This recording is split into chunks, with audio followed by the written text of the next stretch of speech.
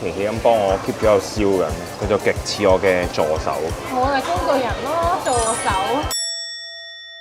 咩叫莫卡他咧？莫卡他咧其實就係融合咗呢個中式嘅邊爐同埋韓式嘅燒肉嘅一個泰式燒肉火鍋。今次嚟到曼谷咧，同大家試勻兩間泰式嘅莫卡他，一間係人氣連鎖店，另一間就係網紅小店，各有特色，睇下邊間啱你口味。第一間呢間係連鎖店嚟嘅，地點都好方便，行完街直接上去食就啱噶啦。佢嘅醬料區係自助形式，不過大部分都係辣嘅，怕辣嘅朋友要小心啦。佢嘅蔬菜都係自助餐形式，想食幾多拎幾多，啱晒中意食菜嘅朋友。而佢肉食方面咧，睇下你幾多個人。如果2個人嘅話咧，建議食399匹嗰個。呢一間埋單咧，我 total 食咗600幾匹，計翻即係大約150蚊港紙到啦。